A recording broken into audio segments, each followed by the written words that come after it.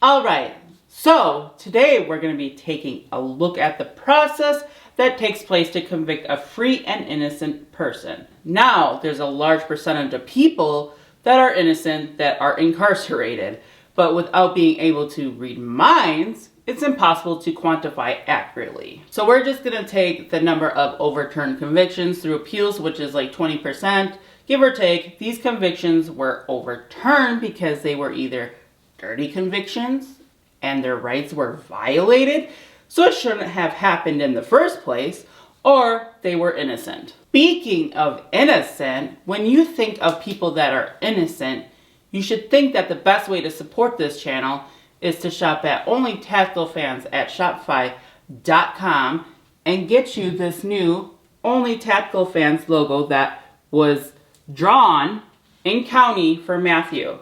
So it's pretty cool. Now, there's a very important disclaimer that I need to make. Because my husband is currently going through this process, I am not talking about his case in any way, shape, or form. Because we already know he's innocent. I am only talking about the percentage of people that are innocent and the general process of appeal. How this process starts is when a federal prosecutor somewhere has a conspiracy theory.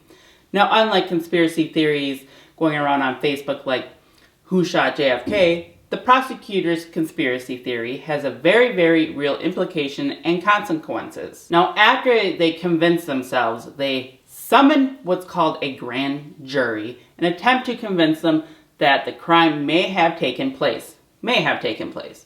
At this point in time, you are completely unaware that there's about to be a secret meeting and that your life is about to hang in the balance of these grand jury members that are taking the day off to work to listen to the theory of this prosecutor. Now again, I say may have committed because the prosecutor doesn't need to provide any evidence to this jury.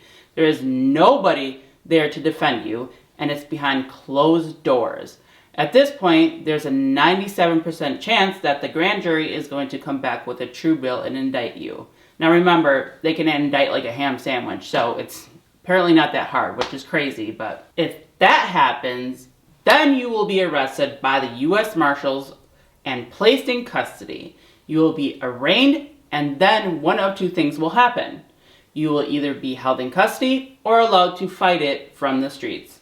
Now after this is where your first attack happens. Now, you and your lawyer will put together all the evidence you have that proves that a crime did not take place, or at least of your innocence.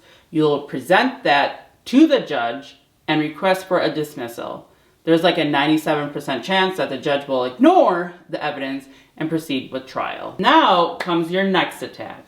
This is with a jury of your peers.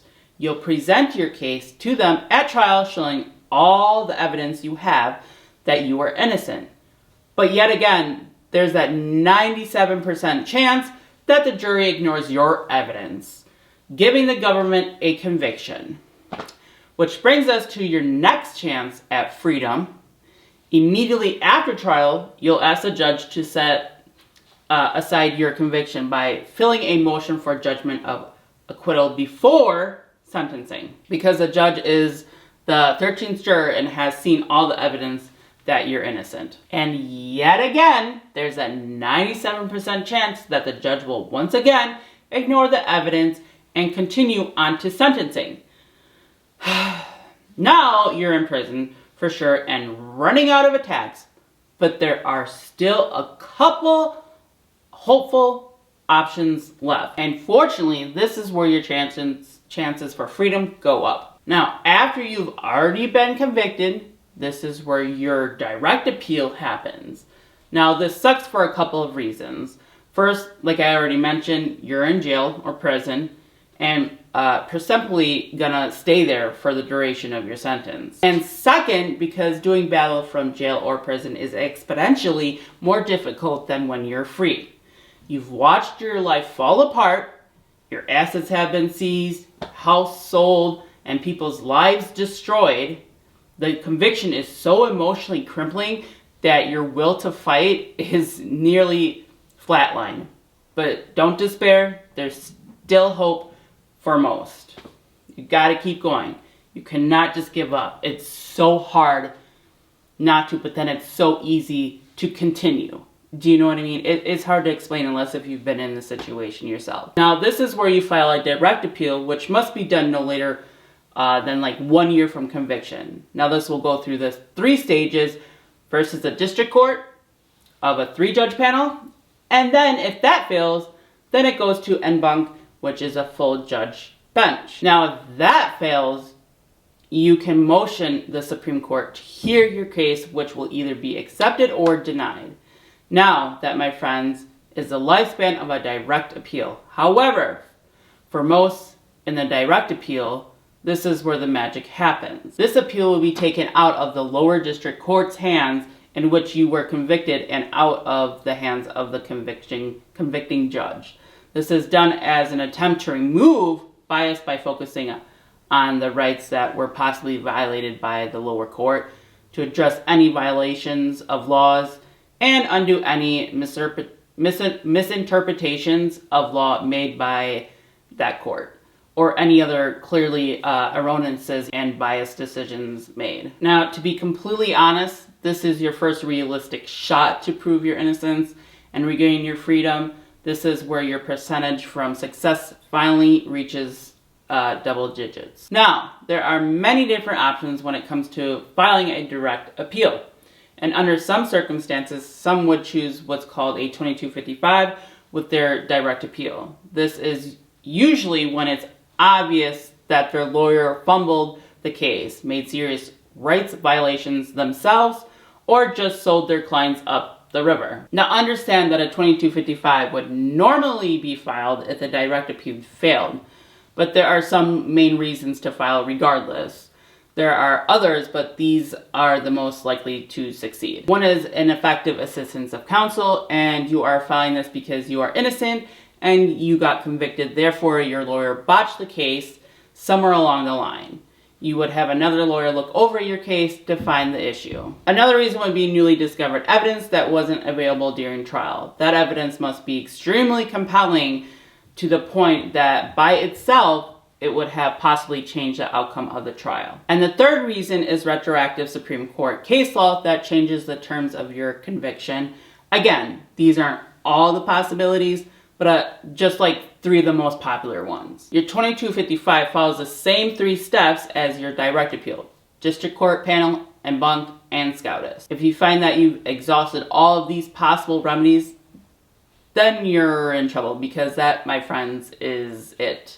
Because after you've exhausted your 2255 remedies, you have no vehicle to get you back in the courtroom and before the judge. There are a couple of disheartening facts to consider, if you will.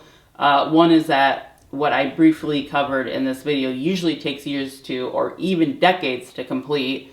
So unless you have a double-digit sentence, you are likely have served your sentence and be back in the free world before this process plays out. And second, that's based on the percentage of successful federal appeals. Like 20% of those finding themselves in that position shouldn't have been there in the first place. They should never have been arrested and convicted. But yeah, so I hope you guys liked this video.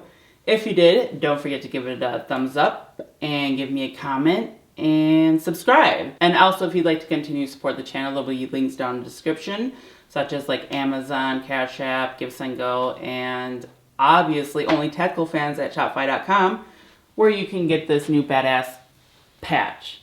I hope you guys enjoyed the video, and until next time, peace. Liberty. Hey, that's not a scratching post. I'd appreciate it if you didn't. Do you understand me, young lady?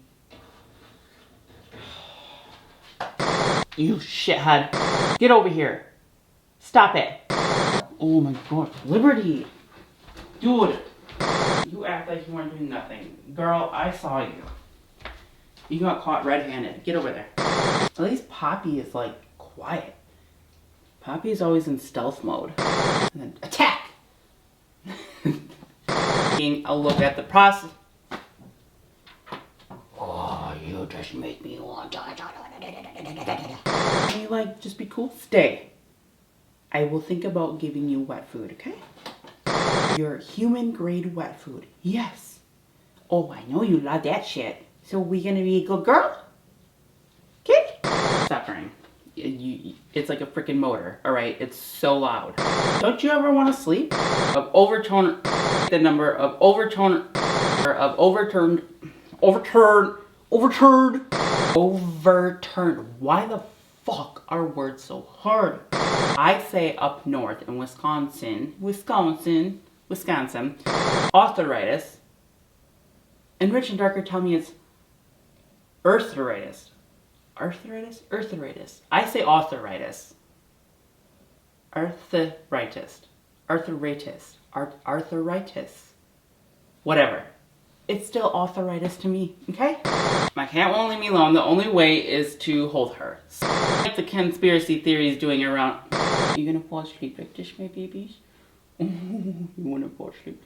I really don't want to hold you this whole time. Oh, I know the right spots, the pets. The prosecutors failed. That's Poppy. Reasons to file regardless. Oh, Poppy! Stupid bouncy ball. The P.O failed.